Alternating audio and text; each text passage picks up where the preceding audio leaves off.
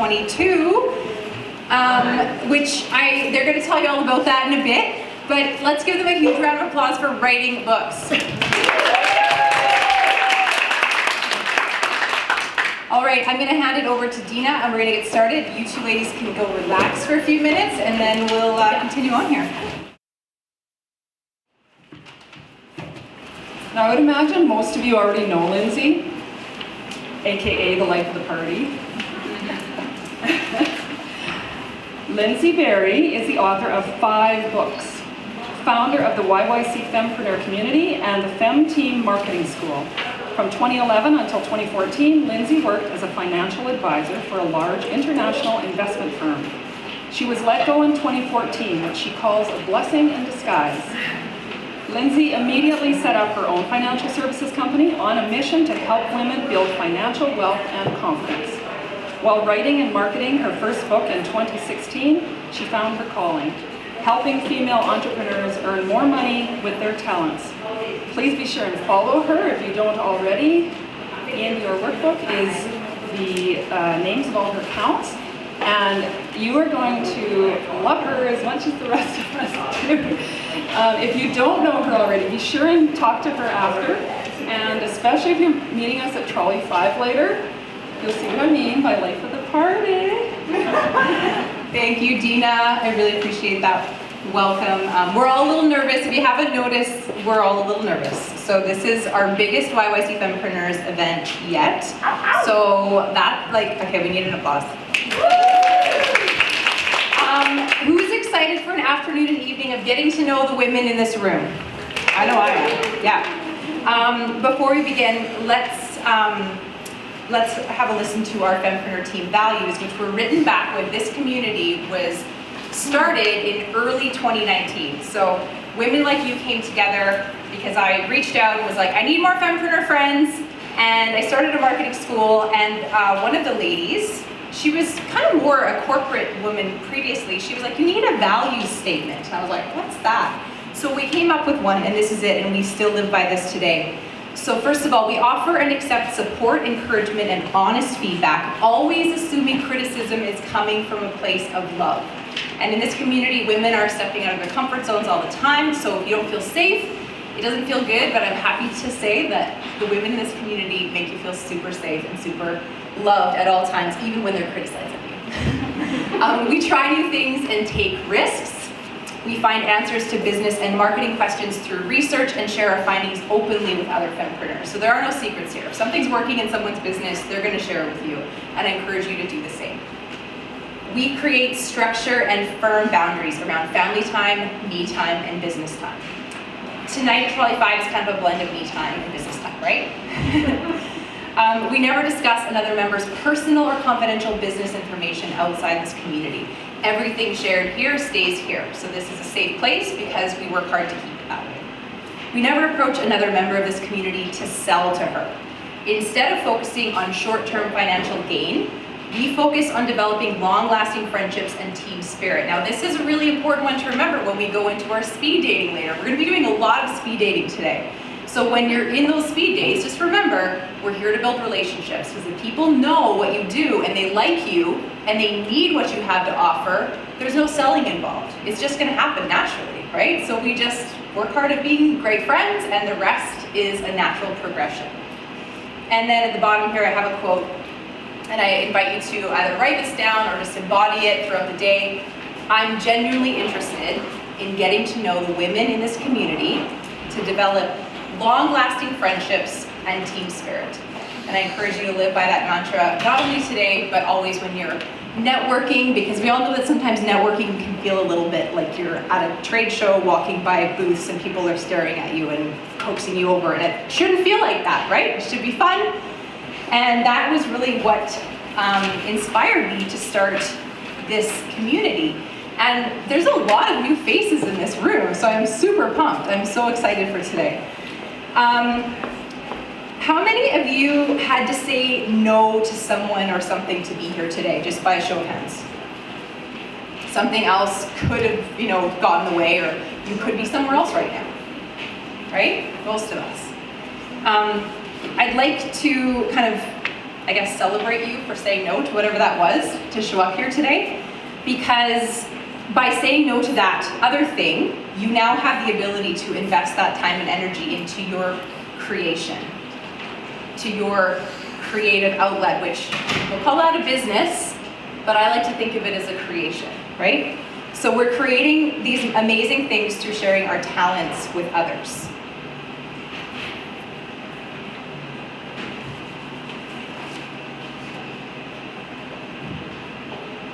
The most valuable gift that all of us will take away from today will not be one of our amazing door prizes, although that would be cool. We've got some good door prizes. It will be that feeling of not being alone and feeling normal. That'll be the most amazing gift you take away from today, is that the challenges that you're having in growing your business, or maybe starting your business, maybe you haven't even started it yet. You're not alone. We've all been there, or we're going to be there. And that's why we need each other, and that's the number one thing you're going to get from today. None of what I say to you about social media in a moment makes sense to you. At least you have that. So I'm curious to know, we don't know the answer to this question, but I'm curious to know how many women wanted to be here today, but wouldn't say no to something else so that they could be here today, or got pulled in another direction and didn't buy a ticket in time, and whatever. We might even know some personally, right?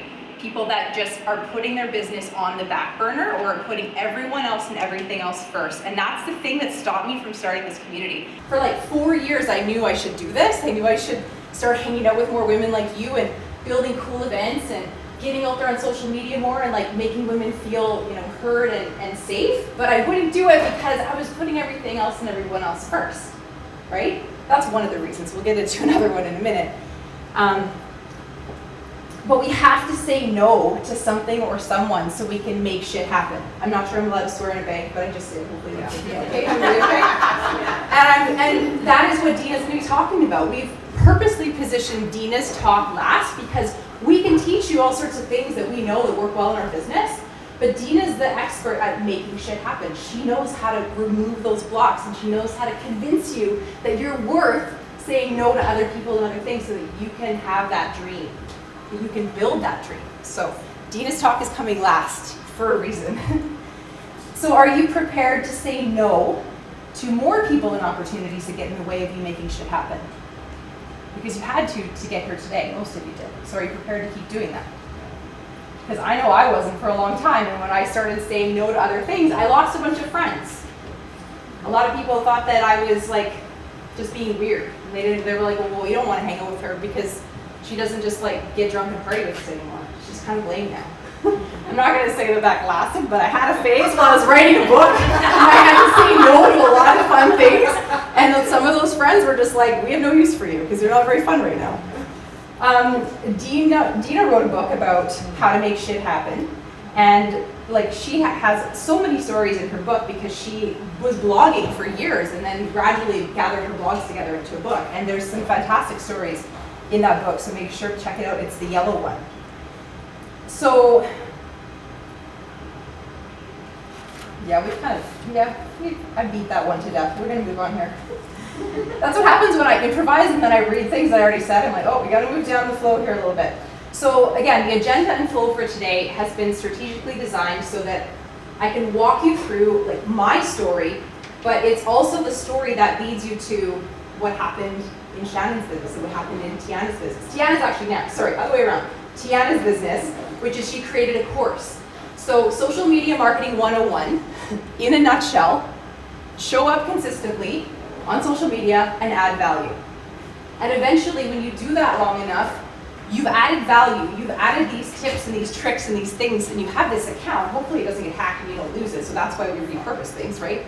Email list, other ways. We have all these awesome things that we're like, holy cow, I have a course, or I have a book. But you're like, that's an overwhelming, scary thing. Who do I get to help me with that, right? And Tiana's gonna talk to us about that. So, have you ever posted on social media, or like said on social media that you're holding an event? Maybe it's on Zoom and you don't have any financial, investment in a space, but maybe you are like, I'm doing this thing, who wants to come? Or I just wrote this really long, awesome post and I put it on Instagram, and who thinks that this is like speaking to them, and you hear crickets. Right? And how does that feel? Like a punch in the guts. Like it kind of hurts. It still hurts me today, but I've gotten better at just being like, I guess I should have used different hashtags. Or I guess I should have posted at 2 a.m. instead of 2 p.m. Or like, I'll find any reason to not let myself take things personally. If you get to know me, you'll learn that. But the thing about crickets is it's not a no. It's no one saying no to you. And that took a while for me to really realize, because every time I put together some sort of an event that didn't result in everyone being like, yeah, me, I was like, oh. But then I realized they're not saying no to me. And we're gonna come back to that. That's what I'm gonna wrap up with, is the crickets is key. Crickets are key. They point you in the right direction. I'll tell you about that in a moment. I love crickets now because it's such a clear indication that I need to. Anyways, we're gonna get there. Okay, so I'm not saying that there aren't other ways to grow a business, but organic social is how I've grown mine. So organic social media. I boosted a few ads. So sometimes I'll have a post that's doing quite well organically, and I'm like, shit, that looks like people like it. So then I'll put $20 over 3 days or something on it. So I'm not saying purely organic social, but mostly organic social because I had no money. I had no other choice. I had to market my business. I had to make the right friends. I had to pull in the right people into my community, and Instagram and LinkedIn were free. So I was like, I gotta figure this out, because the only money I had to invest in my business back then, I was putting towards a business coach. After that, I was tapped out for investing in my business. So we can spend lots of time trying to figure out the algorithm, right? The Instagram algorithm, the LinkedIn algorithm. We can watch videos, take courses, but why? Because it's always changing, right? It's always changing. So when we get crickets, we can try to figure out why, or we can just move on, right? And it's way more fun to do all of this when you have other women around you who like don't make you feel crazy for all of these things, right? Because if you talk about this stuff around some people, they're like, why don't you just get a job? Like, wow. Thanks, Mom, but I'm good. And I love her, but she said that to me so many times. She doesn't say that anymore, though. Yay! So what I do pay attention to is, other than the crickets, I do kind of, the crickets are usually a sign in a good way, but what I do pay attention to is every single person that follows me. When you get a new follower on Instagram, what are you typically doing? Maybe kind of write down your process. What do you do when you get a new follower? Well, I mean, I look at their account generally, and I will genuinely scroll through more than the first 6 blocks. Most people will just kind of like the first 6 blocks, right? Yes. So I kind of go through and try to see if there's any common interest or anything. So. Good, I love it. Yes, you get an A. Exactly, and then the next step from that is if you see a post on their account and you're like, oh wow, I like that for whatever reason, and you throw a little comment below it that doesn't look like you're a bot. It shows that you looked at their picture or video and you're commenting about, like, you're saying something relevant. The other thing is you don't even get there if the moment you look at that account, you see that they have 3 followers, they're following 175 people, and they have 27 pictures that were all posted yesterday. Are you paying attention to this stuff, ladies? Because you're not helping the Instagram algorithm send you more of the right people if you let everybody follow you. Okay, you have niche businesses that you're trying to market. So, and the Instagram algorithm wants to help you find the people that are using the same hashtags as you, right? That's why we mix our hashtags between what are people searching for on Instagram. They're using it like a Google search engine, right? What are they searching for on Instagram? I hope you guys are telling you when 18 minutes is up, by the way, because let me know. I feel like I have no idea how long I've been up here. I think I started right at 1:30. Okay, 5 more minutes? Okay, 5 more minutes, guys. So what was I saying? What was I saying? Hashtags. So you want to use hashtags that are what people would throw into a Google search engine. So if I was looking for a YYC hairdresser, I would go into Instagram, tap the search button, tap in hashtag YYC hairdresser, and then anyone in Calgary that's using that hashtag, so their accounts will come up. And so I can shop for a hairdresser that way. People are probably looking for your products and services like that too. And then the other way hashtags help you is by using the hashtags that the people who you want to find you are using. So hashtag YYC Mompreneur. I use that one all the time. Hashtag YYC Women in Business. Like, so you want to use the hashtags that the women in business are using if they're your target market. So I look at every single new follower and I usually engage with them. If they pass the niche test, there's a niche test that happens. I'm like, is this person someone that I even want following me? Do they say that they're like an old man that's a veteran with his muscles in his picture, and he's like, no, bye. And I don't remove him as a follower. I block him, blocked and gone. So I'm trying to help the algorithm help me grow my business. So look at every single follower that you have coming in, ladies. If you're not doing that, I think that's going to make a world of difference. And then using hashtags will help you too. So showing up on social media and engaging with your niche group of people is how you figure out your brand message, which Shannon's going to talk about, and what your logo should be and where your course, needs to go, or what your course needs to include. So this is the thing, you can't really, build a course if you don't have an audience first. If you don't know any people that need the course that you have built, why would you build the course in the first place? So I want to help you use organic social media to bring the right people together, and then you can, work with Shannon to build the right logo for those people in that niche business. You can develop your brand message. These people are going to tell you. Noreen told me many things, many times. I was like, shit, I never even thought of that. Like, there's women in this room that have helped me figure out what I'm supposed to be doing because I engage with people. I have conversations. And that's the difference between marketing and selling. Selling is a financial transaction. Marketing is a relationship. Marketing is, you know who I am, what I do. You know that I have a dog and that I'm 40 and that I love camping. And that's why you're buying from me. The financial piece just happens naturally when we're building relationships, right, ladies? Yeah. So the people that pass the niche test, we let them follow us. They can hang out. As long as they don't do anything weird, they can stay. So let's talk a little bit more about how you will use organic social media, because I think you're pretty clear on why we want to use organic social media. We got 2-minute warning, yes. So, I have a time check here written down. You read my notes. So when you want to build something like a book, for example, take your audience along on the ride. Let them know, even if you haven't even started building something yet, let them know you want to. Get their help with building it. So in marketing school, I have a marketing school. It's in the pamphlet. It's in my book that you have. The first thing I get women to do is build a survey. But we don't call it a survey because no one likes surveys. It's basically a mini questionnaire. And these are questions that you'll ask people in the DM when they first follow you. These are questions you'll ask, someone who seems like they're your niche audience in the grocery store or at a bar or at a coffee shop. They're just basic conversation that shows that you're interested in them and positions you as an expert, because the way you word those questions shows that you're an expert, right?